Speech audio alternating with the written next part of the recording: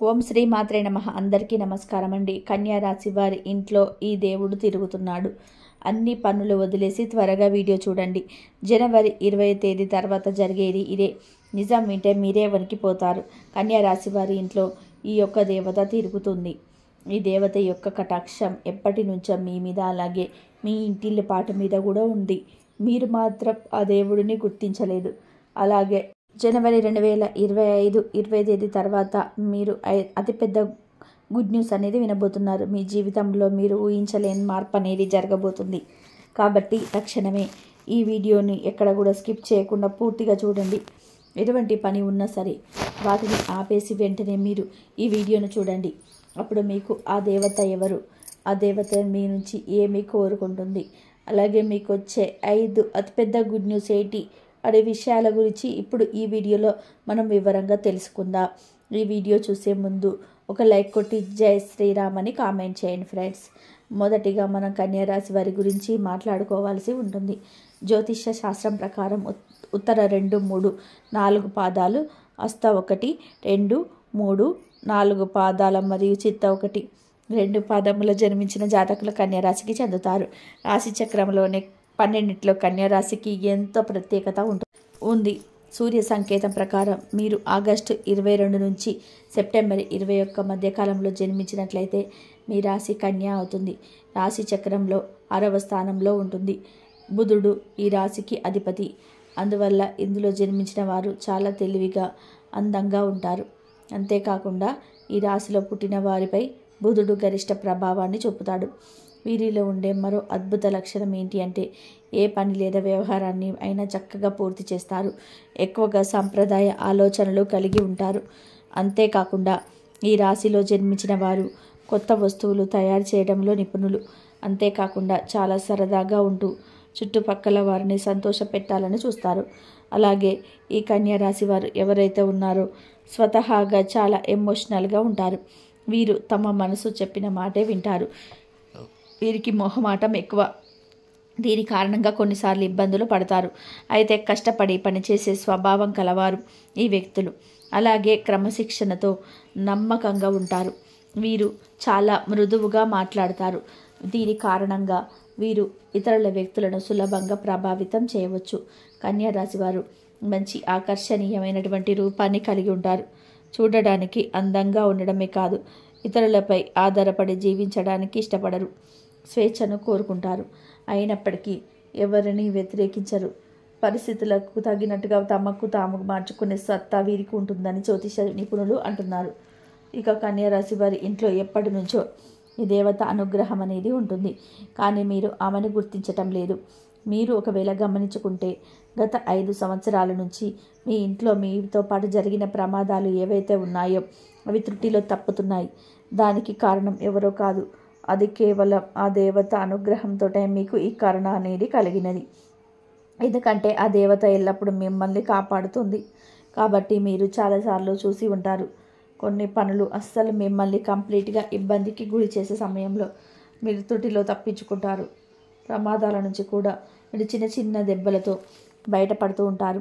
ఇవన్నీ ఏంటి అంటే ఆ దేవత మిమ్మల్ని ఎల్లప్పుడూ సంరక్షిస్తుందని అర్థం. అసలు ఆ దేవత మీ నుంచి ఏం కోరుకుంటుంది, అలాగే మీరు ఆ దేవతని ఏ విధంగా గుర్తించగలరు, ఇవన్నీ ఇప్పుడు ఈ వీడియోలో మనం తెలుసుకుందాం. ఎప్పుడు కూడా ప్రతి ఒక్క మనిషికి ఒక కుల దైవం అనేది ఉంటుంది. కానీ ఈ రోజులలో ఎవరికి కూడా వాళ్ళ కుల దైవం గురించి ఏమాత్రం కూడా ఐడియా అనేది ఉండటం లేదు. ఎప్పుడైతే ఇంట్లో ఉన్న పెద్దవాళ్ళు మనకి చాలా చక్కగా, అలాగే మన ఊళ్ళో ఎక్కడైతే మనం ఉండేవాళ్ళమో అక్కడ కుల దైవానికి సంబంధించిన ఏదో ఒక చిన్న గుడి కానీ లేదంటే మందిరం కానీ ఉండేది. కానీ ఈ రోజులలో సిటీ లైఫ్లలో బతుకుతున్నారు. అలాగే వాళ్ళు ఏమాత్రం కూడా ఇటువంటివి అస్సలు పట్టించుకోవటం లేదు. మీకు ఇవన్నీ ఎప్పుడు కూడా మీరు మంచిగా ఆరాధించుకోవాలి. ఇక ఇప్పటి వరకైతే ఈ కన్యా రాశి వారు ఆర్థికంగా ఎంతో నష్టపోవడం అయితే జరిగింది.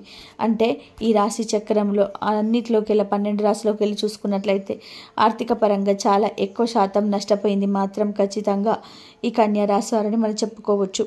కానీ ఈ రాశి వారు ఆర్థికంగా నష్టపోయినట్లయితే ఏ రాశి నష్టపోలేదు. కానీ వీరు ఇంకా ఆ నష్టం నుంచి తేరుకోలేకపోయారని కూడా మనం గమనించవచ్చు. దీనికి కారణం మన కులదైవాన్ని మనం మర్చిపోవటం, కులదైవాన్ని కానీ మీరు మర్చిపోతే మాత్రం మీకు చాలా రకాలైనటువంటి ప్రాబ్లమ్స్ అనేటివి క్రియేట్ అవుతాయి.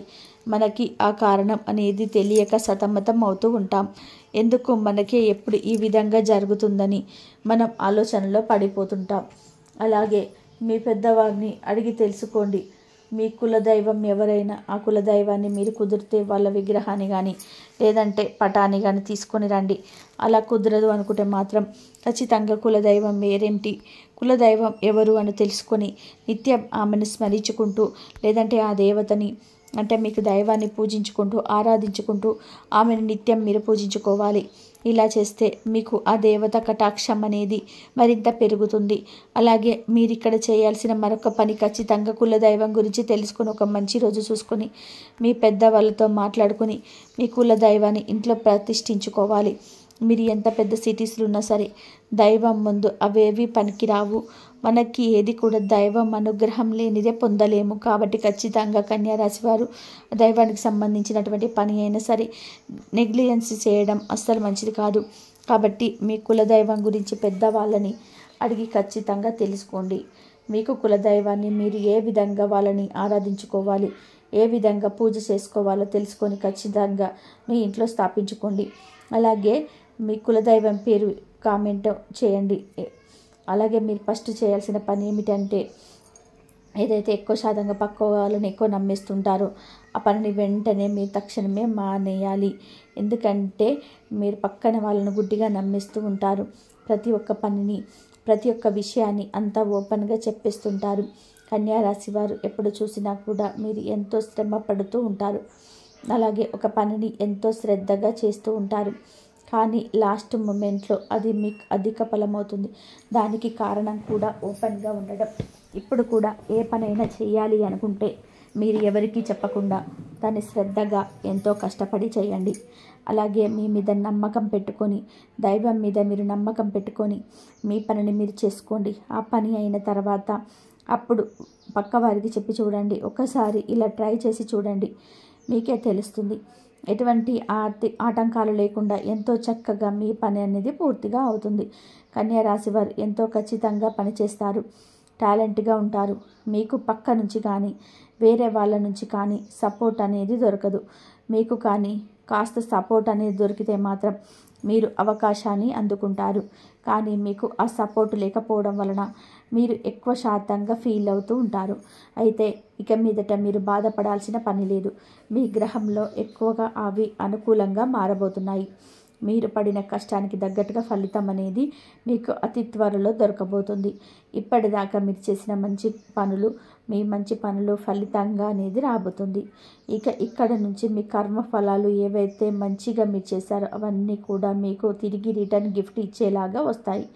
అలాగే జనవరి 20 తర్వాత మీకు రాబోతున్న అతిపెద్ద గుడ్ న్యూస్ ఏంటంటే ఎవరైతే పెళ్ళికి సంబంధించిన సంబంధాల కోసం ఎదురు చూస్తున్నారో అటువంటి వాళ్ళకి అనుకోకుండా మరింత మంచి సంబంధాలు అయితే కుదురుతాయి.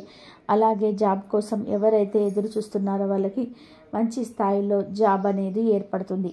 ఇక మీరు ఏదైనా ప్రాపర్టీ కానీ ఇల్లు కానీ వాహనం కానీ కొనాలి అనుకుంటే అవన్నీ కూడా తీరిపోయే సమయం ఆసన్నమైంది. స్టూడెంట్స్ ఎవరైతే ఉన్నారో ఎంతో కష్టపడి చదువుకుంటారు, ఎగ్జామ్స్ అనేవి రాశారు, అలాగే విదేశాల స్టడీ కోసం అప్రోచ్ అయ్యారు.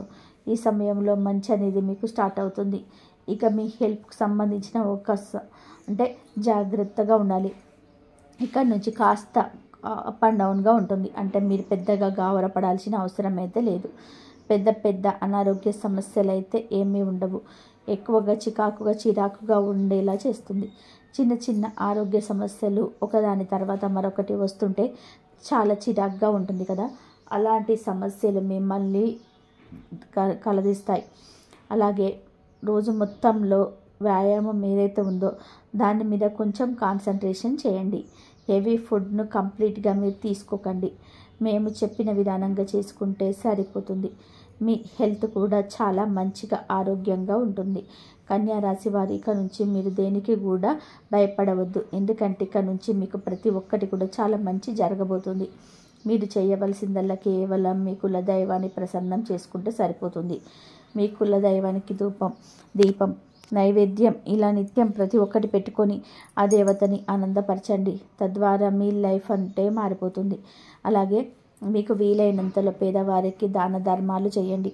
అన్నదానం, వస్త్రదానం లేదా ధన రూపేణ అనాథలకి మీకు చేతనైనంత సహాయం చేయండి.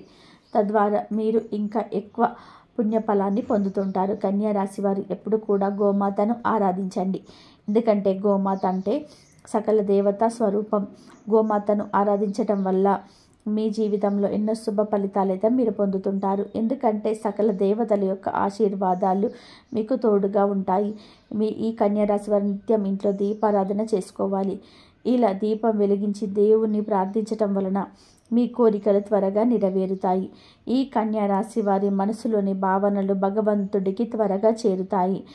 ఈ దీపం మనసుకు శాంతినిస్తుంది. మెరిసే కాంతి దుష్ట శక్తులను దూరం చేస్తుంది.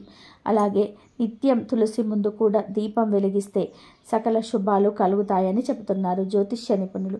ఈ వీడియో కనుక మీకు నచ్చినట్లయితే ప్లీజ్ లైక్ చేసి మీ ఫ్రెండ్స్కి షేర్ చేయండి. అలాగే జై శ్రీరామ్ అని కామెంట్ చేయండి ఫ్రెండ్స్.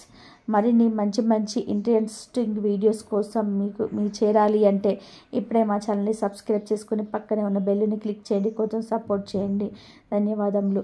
కాబట్టి కన్యా రాశి వారికి ఈ విధంగా ఉంటుంది. మీ కులదైవానికి ధూపం దీపం నైవేద్యం అయితే ఇలా నిత్యం ప్రతి ఒక్కటి పెట్టుకొని ఆ దేవతని ఆనందపరచండి. తద్వారా మీ లైఫ్ ఇట్లే మారిపోతుంది. మీకు వీలైనంతలో పేదవారికి దాన ధర్మాలు చేయండి.